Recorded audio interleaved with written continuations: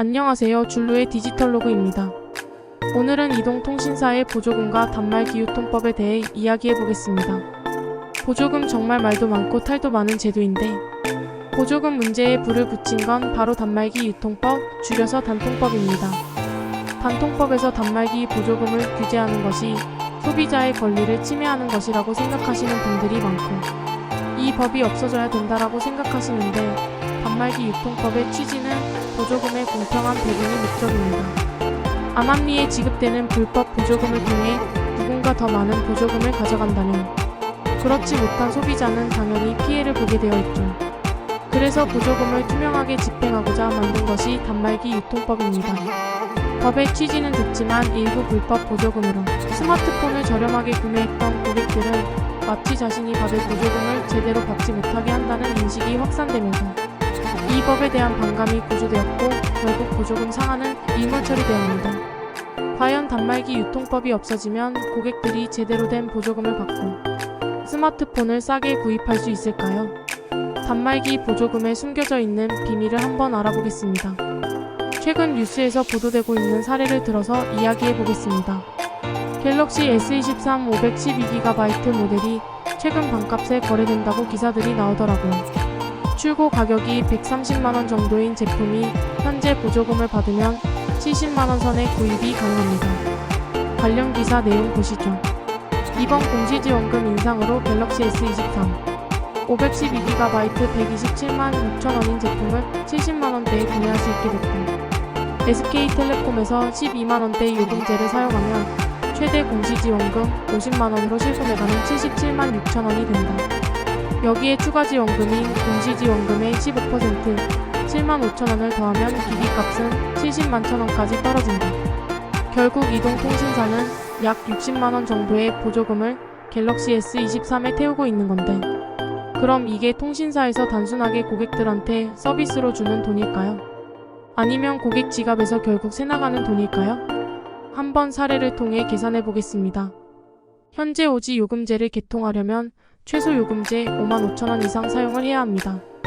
하지만 기사에 나오는 것처럼 약 60만원의 보조금을 받으려면 월 12만원 요금제를 사용해야 합니다. 최초 가입 요금제는 최소 6개월을 유지해야 하고 6개월이 지나서 요금을 낮추더라도 최저 요금제인 5만 5천원짜리 요금제를 남은 18개월 동안 사용을 해야 합니다. 스마트폰을 구입하고 약정 기간인 2년 동안 소비자가 총 부담해야 되는 금액은 171만원입니다. 단순하게 생각하면 스마트폰 구매 시 할인받은 60만원을 제외하면 실제 부담은 111만원이 되는 셈입니다. 24개월로 나누면 월 평균 약 4만 6천원의 요금을 납부한 것인데요. 그럼 내가 낸 통신 요금이 오롯이 통신 서비스를 이용하는데 사용하는 비용이라고 생각이 드시나요? 실제 몇 년 전에 기사가 나왔지만 현재 국내 이동통신사의 통신 원가는 약 60% 정도라고 우상호위원실에서 보도한 적이 있습니다. 이 자료가 전체 가입자의 평균 원가이지만 월 5만원 정도 요금을 납부한다면 그중 3만원이 통신 원가이고 2만원은 통신회사의 이익이죠. 이 기준으로 보면 S23 구매 시 60만원의 보조금을 빼더라도 월 평균 4만 6천원 정도를 부담하는 통신비에는 약 40%의 이동통신사 이익이 보장되는 것입니다. 엄청나죠? 따져보면 보조금이라는 것이 통신사의 엄청난 이익을 초과하여 받는 요금제의 차익을 가지고 소비자에게 제공하는 것입니다. 그래서 비싼 요금을 쓰면 보조금이 많은 것이고 낮은 요금을 쓰면 보조금이 적은 이유입니다. 이런 걸 조삼모사라고 하죠. 결국 내 돈 내고 내 돈 가져오는 것이 지금 이동통신사의 보조금입니다. 정리하자면 통신사의 1인당 평균 매출은 5만원 수준으로 12만원짜리 요금을 사용하는 고객이라면 사실상 통신사에 무의미하게 7만원을 추가로 낸다고 보시면 될 것 같습니다. 이 추가된 7만원을 기본 6개월을 내야 하니 이 통사는 42만원의 재원을 보조금으로 다 태워도 손해날 것이 없죠. 그래도 나머지 18만원은 이 통사 손해 아니냐고 생각하실 텐데요. 이동통신사는 스마트폰을 팔면 판매 수익이 발생합니다. 그리고 원가에는 판매 비용이 포함되기에 대리점에 수수료를 지급하죠. 대리점은 통신사에서 받는 수수료 일부를 보조금에 더해서 보조금을 올려서 소비자에게 줍니다.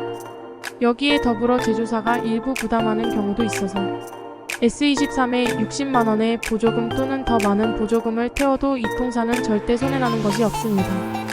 결국 다 남의 돈으로 보조금을 퍼주는 것이죠. 그렇기 때문에 일부 정보를 독점하는 사람들은 지금 설명한 것 이외에 불법 보조금을 많이 받을 수 있지만 그렇지 못한 소비자는 더 많은 보조금을 받아가는 사람에 대한 보조금을 분담해야 하는 현실입니다. 이런 것들을 막기 위해서 단말기 유통법이 시행된 것인데 국내 기레기 언론에 의해 정책이 왜곡된 상황이죠. 그렇다고 과기정통부가 잘했다는 것은 아닙니다. 단통법으로 보조금을 통제하는 것보다 이동통신에서 유통을 완전히 분리하는 완전 자급제만 밀어붙였어도 고객을 기만하는 보조금은 사라졌을 겁니다. 한편으로는 이동통신사가 기업인데 당연히 이익을 내야 되는 게 맞지 않냐고 하실 수 있는데 이동통신사가 사용하는 전파는 공공재입니다. 이동통신은 대한민국의 기간산업이자 사회 간접자본으로 특정 회사에 과도한 이익을 내기 위한 수단으로 사용되어지면 안 되는 것입니다. 이런 이유 때문에 시민단체들이 끈질기게 원가 공개 요청을 했고 대법원은 7년 만에 이동통신사의 원가를 공개해야 된다고 판결했습니다. 그동안 이동통신이 엄청나게 많은 이익을 챙겨왔고 이제는 현실적으로 이동통신 요금을 내려서 국민 가계경제에 도움을 주어야 할 시기라고 생각합니다. 이동통신사가 매년 천문학적인 이익을 내면서 요금 인하에 인색한 것을 바로잡으려면 소비자들이 움직여야 합니다. 가능한 알뜰폰 많이 사용하셔서 이동통신사 ARPU를 계속 낮춰주시면 됩니다. 결론은 이동통신사가 가입을 하는 조건으로 보조금을 통해 스마트폰을 저렴하게 판매하는 것은 절대 아니라는 것 꼭 기억하시고 알뜰폰과 자급제 단말기 조합으로 가계통신비를 절감하시고 나아가 이동통신사가 요금 인하를 자발적으로 할 수 있도록 동참해주세요. 어떠셨나요? 도움이 되셨다면 구독과 좋아요 꼭 부탁드립니다. 더 알차고 좋은 정보로 또 만나요.